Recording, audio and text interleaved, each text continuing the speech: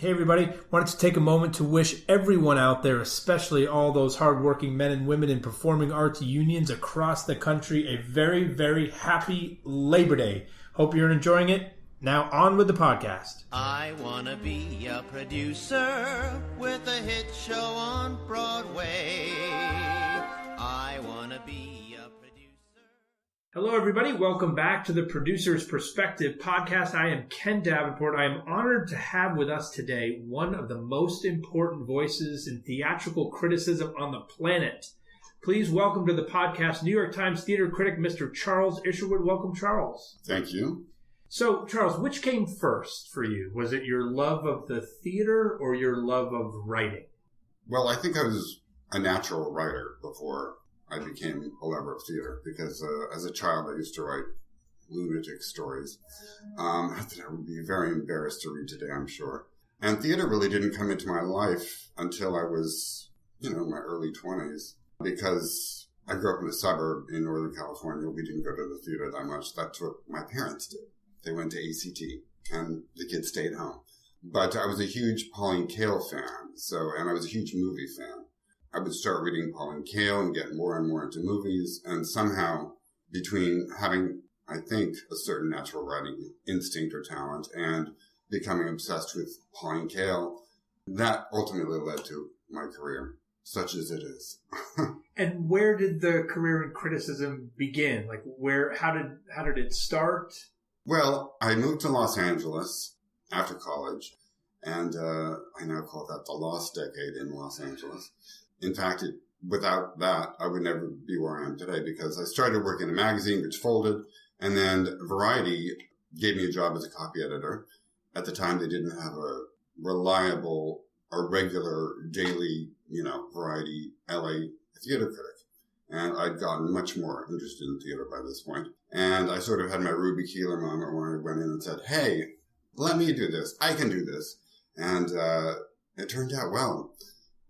I started becoming the main daily reviewer for LA Variety, and then they moved me to New York. So, do you remember the first play or musical you ever reviewed? Well, actually, I did write for Backstage West in its infancy before. That's how I had my Ruby Keeler moment. I had my little reviews to show.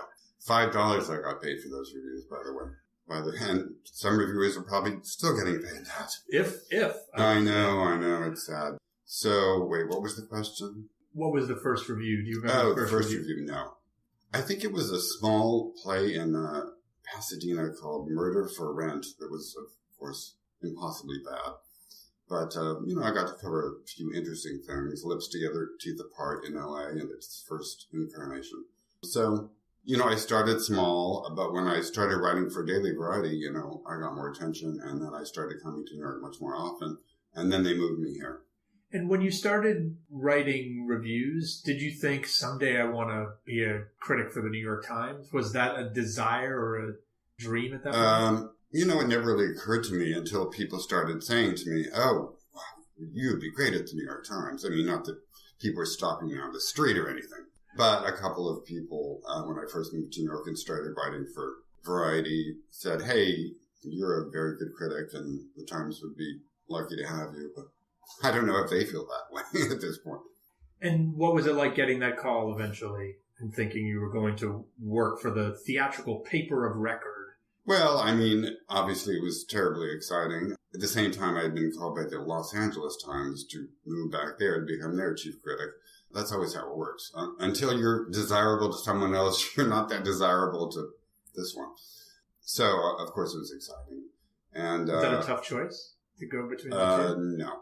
Not really. I love New York. As I said, I feel like I'm a born New Yorker who just took a long time to get here. LA, much as I love the city now when I visit, it just was not the right fit for me. So I didn't want to go back. Tell me a bit about your process for writing a review. Do you take notes during the shows? Do you like to see them early or middle? Do you go home and write the review right away?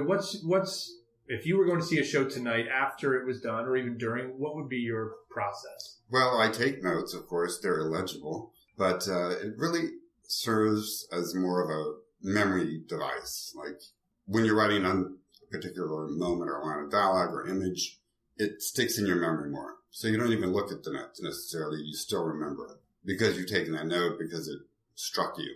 So I'll take notes, but I don't write the second I get home. That's when I have a drink.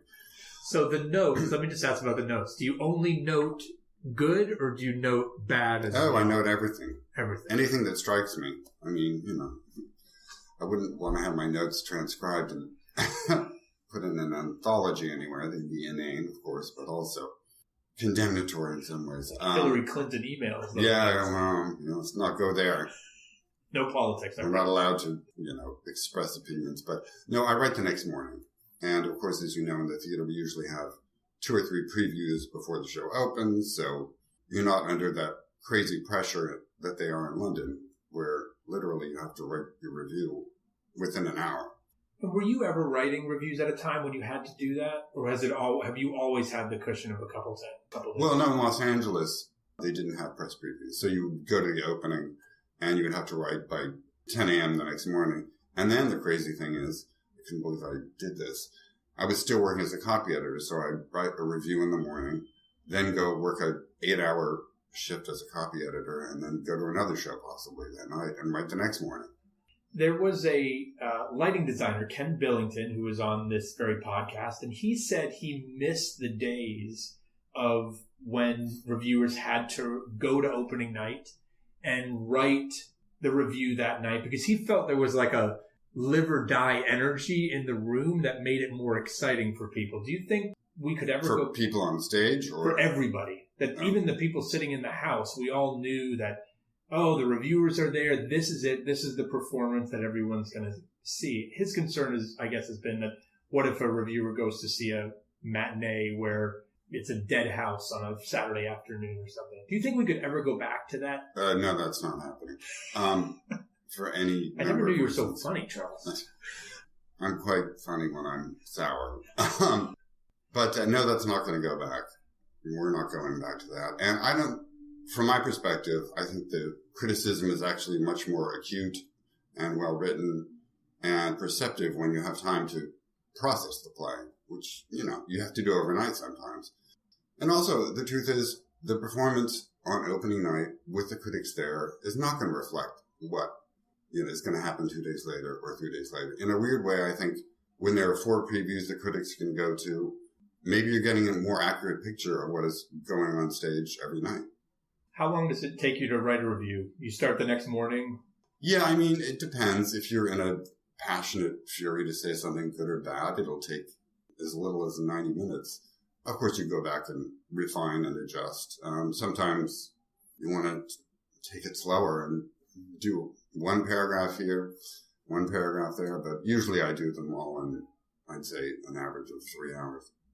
And you mentioned adjusting and changing or rewriting, which of course is something all writers do. How much do the editors influence what you do in terms of space or language, or is it really your own review when it gets published? Well, which editor? I've had 5 now, I believe. Critics, I think, have more leeway than reporters to, stand firm. This is what I want to say. This is how I want to say it. All my editors have been helpful in some ways. And, you do want that perspective. In general, I'm not heavily edited. I know Ben is not heavily edited. So we pretty much, what you see is what you get. You know what I mean? We really are offering our fairly unvarnished opinions or excessively varnished opinions, or however you want to read it, of what we saw. The editors do not meddle too much. How many shows a year do you see? Do you know the number or approximate? I lie awake at night trying to figure out that number. I probably see, on average, 4 shows a week. So that's 200 and I can't do math. That's why I'm in this business. But that's, at least 4 shows a week. Because I see the shows I'm reviewing. I see the shows that Ben is reviewing. You sometimes try to see things that are far off your beat. So I'm out almost every night. But I'm a nocturnal person, so this is an ideal job because you don't have to get up early in the morning. So you will see something that Ben is reviewing that is already chimed in on just for your own edification? Or well, and of course I have to, at the end of the year we have to have our Tony predictions and picks and all this stuff. So I have to see a lot of shows. I often have this image of you and Ben at the office going back and forth about a show. Do you find yourself agreeing or disagreeing more? Do you ever talk about this stuff? We occasionally have conversations, not personal conversations, but we do each of the paper where we talk about the season or whatever. But no, we rarely see each other. I mean, neither of us works from the office. And I usually don't see the shows he reviews until they've opened, so I don't read his review until after the show's open, so I don't want to be tainted. But, of course, I have to have my own opinion. But, very often, obviously, he's a very astute, smart critic and very good writer, so very often I don't have that many. It's not like I'm outraged every week at what Ben has written. So it's not really an issue. Those articles that have been done, the conversations with you two about the season, are some of my favorite articles of the year in the Arts and Leisure section, by the way. So 200-something shows a year. Now, I find it, I'm a Tony voter, and at the end of the year, as things start to pile up for me with shows to see, I literally will get tired of seeing show after show. And it starts to wear on me. Does the same thing happen for you? Is this a problem with our industry right now in terms of the backloaded heavy season? Well, every season is slightly more end-loaded, shall we say. But April is a very, it's a cliche. It's the cruelest month for theater critics. But I don't cover so much Broadway, so I can take a little more time. I do find it baffling that this model still continues to exist, that, you'll have, there are, 36, 37, 38 shows opening in a season on Broadway, and 12 of them will open in 1 month or 5 weeks. It doesn't do a great service for anybody, I don't think. But I don't see how it's going to change, because there's also, proof that the closer you open to the Tonys, the more likely you are to get more attention and thus Tony Awards and money. Is there anything else that producers could do to make things easier for the critics in terms of schedule or timing, or things that you wish, if they only, like, for example, and maybe, I'm not sure if you do this or not, but if you request a script now, we'll send you a script beforehand so you can really look at things. Is there something else that you wish producers or writers would do to make your job easier? No, I don't think so. I think actually, we have it pretty easy these days. It is, I never read the scripts before I see the show, even if I get them. But it's nice to be able to consult them.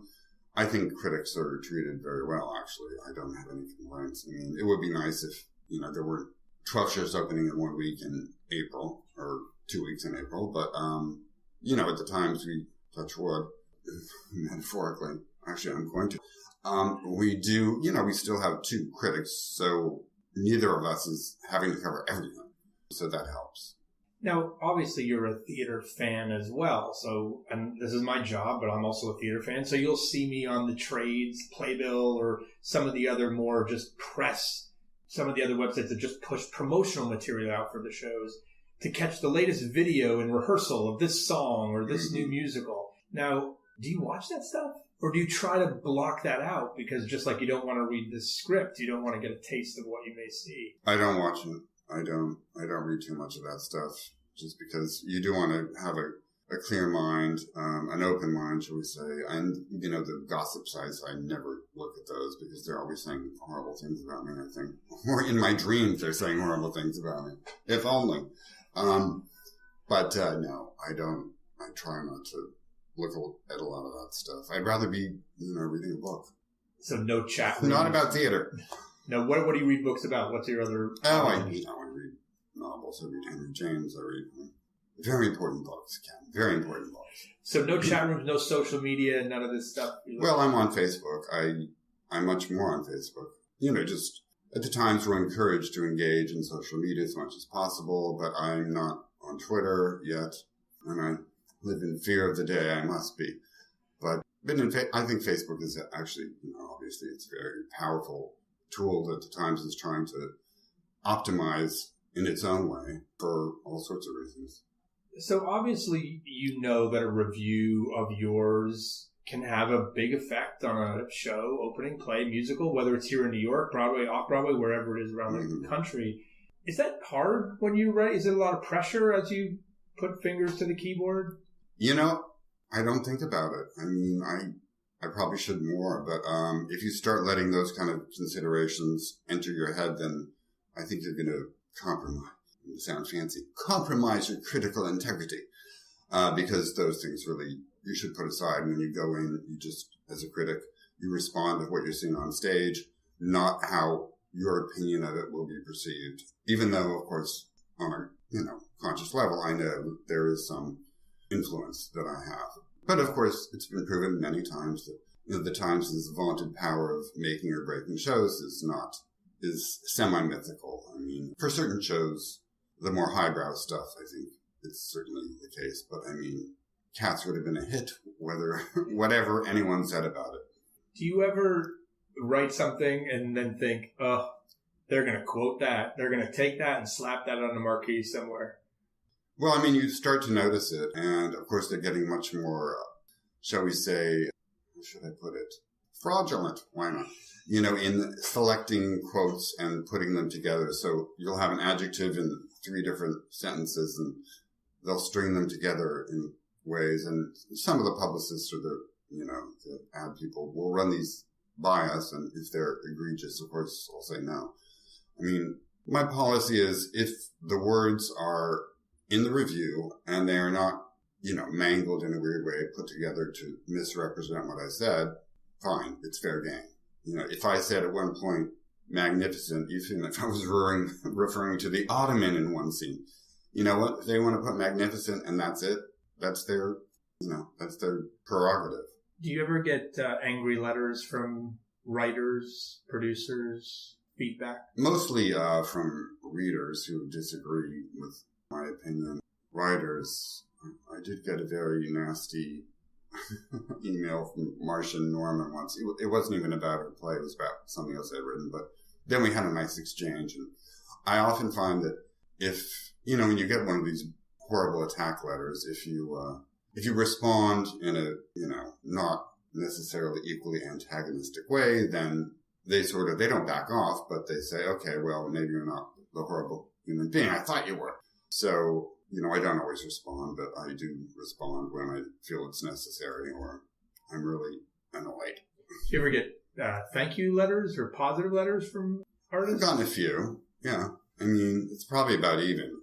Well, actually, I probably got more thank yous or, subtle thank yous from artists than complaints from artists, because I think most artists know that, you're not going to win complaining to a critic. Although, frankly, it doesn't really bother me either way. Okay. In your entire life, favorite theater-going experience? The one that if you had to watch it every single day for the rest of your life, you'd watch it. I don't know that I can say that there is one. I will give you a couple. Before I moved to New York, and before I was really involved in theater, I was just starting to think about it, to write about it. I came and saw John Guare's 6 Degrees of Separation. And I stood in line and failed to see it up when it was in the Mitzi Newhouse, and I made a trip back to see it at the Vivian Beaumont, and that was one of the most transcendent evenings of my life, because I thought this was just an incredibly smart, funny, profound play in a perfect production. And I just went out of that theater, walking on air, as they say. Well, walking on the Lincoln Center Plaza, in fact. But that's one. Certainly, the revival of Chicago that everyone, went crazy for was also a very thrilling moment, because it was a musical I didn't really know. And the style of the production was obviously fairly radical for the time. I mean, it was from encores. And I was in LA at the time, so we didn't have that. So those are 2 that I can really point to. Also, but discovering writers like Annie Baker, who played the aliens, which is, I think, maybe the second, possibly the third that I'd seen of hers, in this tiny theater in the West Village. I came out of that. Just sometimes you get a little depressed. You see a lot of bad plays. This one, I came out thinking, this is why I'm doing this. This is a great artist, and her work needs to be known about, and I'll shout from the rooftops if need be. So those 3 are the first 3 that I think of. How do you think Broadway is doing today versus when you started writing reviews? Well, I moved here in 1998, and it was already on an upswing, I think. That was the season of The Lion King, which obviously became a big blockbuster. And we hadn't had a lot of American musical blockbusters. Okay, granted, it was based on a movie, but of course it was a very inventive production. I think Broadway's really gotten much more adventurous in the past, 5 to 10 years. I mean, you wouldn't see even Hamilton, 10 or 15 years ago, that might have been produced off Broadway, gotten great reviews, but nobody would have thought of moving to Broadway. A rap musical about Alexander Hamilton with a multiracial cast. I mean, that might not have happened. Fun Home, who knew that would be a success on Broadway? So even though it's still largely a commercial, enterprise catering to tourists and offering up a jukebox musical every single season or two, I think it actually has gotten a little more adventurous. The one weak area is new American plays, which don't really appear very often at all. And how has reviewing changed in the last 20 years for you? Do you find that your style has to be different now? Are you asked to write shorter reviews than you were when you started? What's changed about that process for you? Well, there are changes coming at the Times because, well, obviously, as you know, the publishing industry is not, in robust health. I mean, the internet has really disrupted, to use the cliche term, the business model. So we are trying to discover new ways of covering theater, and this fall I think we're going to be introducing new features or changing the approach. In general, I mean, so far we have not had any mandates, fewer reviews, fewer words, but I think, I don't know, that may come. What's most dispiriting is not what's happened at the Times, which is, generally just trying to adapt to a changing environment. What's happened elsewhere where theater critics are being laid off or not replaced. I think that's the most unfortunate thing in criticism, arts criticism across the board, really. But theater, for me, it's more personal. There was a week over the summer where 2 theater critics got laid off, and then a month later, another theater critic got laid off. And the more voices, the better. And so that's obviously, it's not the cheeriest moment to be a theater critic. Where do you think we'll be in 20 years in terms of theatrical criticism? I really don't know. The trends are not upward, shall we say. One always hopes there'll be a reaction in the other direction. And of course, now there are all sorts of blogs that cover theater, but I don't really know that is making up for the loss of professional theater criticism. I do think that, if you're someone who's doing this day in and day out, and it's your job and it's your passion, you should be paid more attention to than some, random 12-year-old who, really loves the theater. And I refer to no one. I mean, I'm sure there are random 12-year-olds who are blogging about theater, but I don't want to read them. What would you be doing if you weren't reviewing? Sleeping. What would I be doing? I don't know. It's one of these things when you can see various other paths your life might have taken, but at this point, if I had to switch careers, it would be difficult. I'm at an age where you just don't say, hey, I'm going to go back to law school and start, becoming a public defender or, even an extra on Law and Order. It's too late. So I don't know. What has happened has happened. And, of course, if I lost my job, I could possibly find work writing books or writing about other subjects. But, I hope that doesn't happen. What do you think about all the Hollywood stars that have come to Broadway in the last several years? Does some of them excite you? Is it just when you see a star-driven show, you're like, oh, it's just a purely commercial vehicle. It can't have any real value? Well, I mean, stars do not become stars because, randomly, although some do. But, most of them are very good actors, not necessarily great stage actors with a lot of experience. But I think on the whole, it's been healthy for Broadway, obviously commercially. What is dispiriting, though, is the fact that because new plays, even revivals, of course, particularly revivals, have to be larded with all these star names that we will never, hopefully not never, it doesn't allow stage actors to emerge and become breakout stars on the stage. I mean, Cherry Jones, I wonder if, if she started her career 20 years later, would it be the same? It might have been much harder for her to break through if more stars in those days were coming to Broadway. So it's a bit of a mixed bag. Looking forward to anything this season? God, this season, I haven't thought about it that much. Ready for the big fall preview in the New York Times. Yeah, I know. Yeah, I know. I have to. I was going to say, you have to write an article about this. I know. Well, we may do a dialogue. I'm looking forward to seeing the Lynn Nottage play Sweat again. I saw it in Oregon, and it's a really powerful play. I think maybe her best. I'm looking forward to seeing Dear Evan Hansen on Broadway, which is a lovely little musical that, is sort of a hard bet for Broadway, but it's more proof that Broadway is more open to off-the-beaten track shows.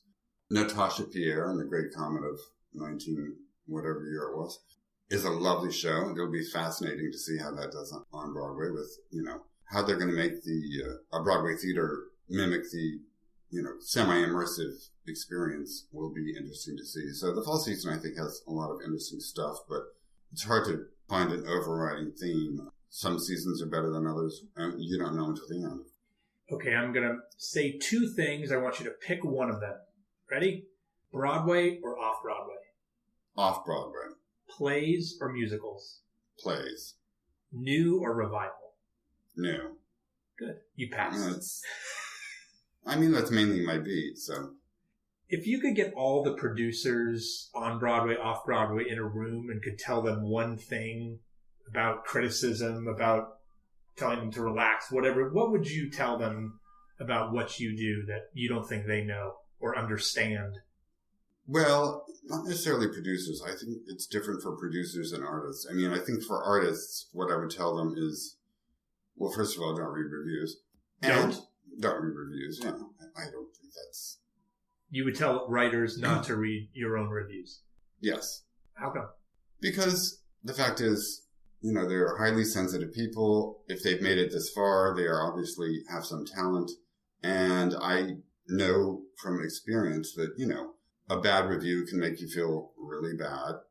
In fact, an opera singer once said this. She didn't read reviews, and she said, I don't read them because the bad ones make you feel worse than the good ones make you feel good.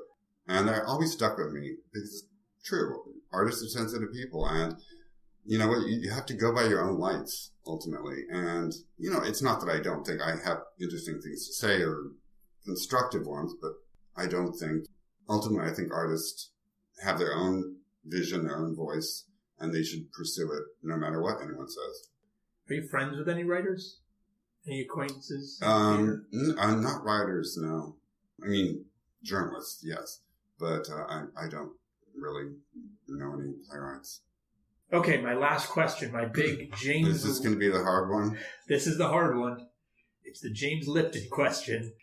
I want you to imagine that the genie from Aladdin comes to visit you. Did you review Aladdin? I did, yes. You did.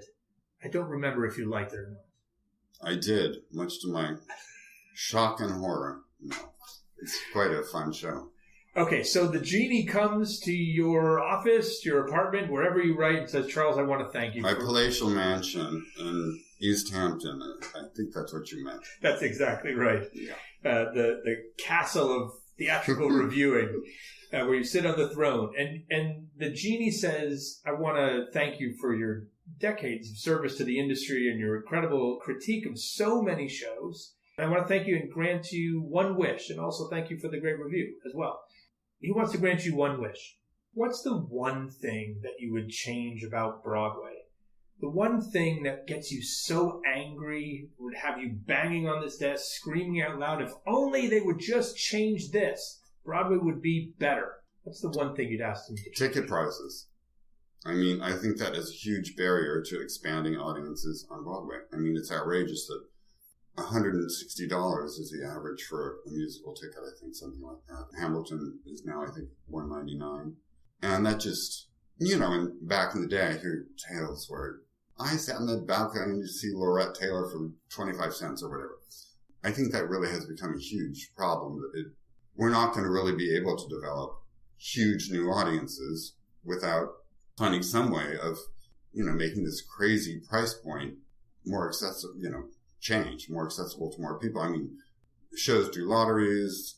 There's a lot of ways of getting discounts, of course, but in general, I think it makes it harder to put on shows. It makes it hard for audiences to see shows, but of course, that's a very complicated question involving union issues, as you well know. So, I don't know that I mean, that's my genie wish. I don't expect it to happen. Well, thank you for that. Thank you for all the years you put into reviewing your shows. I'm a big fan of all your writing, even the reviews of my shows that you haven't liked. Oh, well, They're always written. Sorry about that. I'm sure I was wrong. Thanks so much for doing this. Thanks to all of you for listening, and we will see you next time. Have a great Labor Day, everybody. Whatever you're doing, I hope you're not working.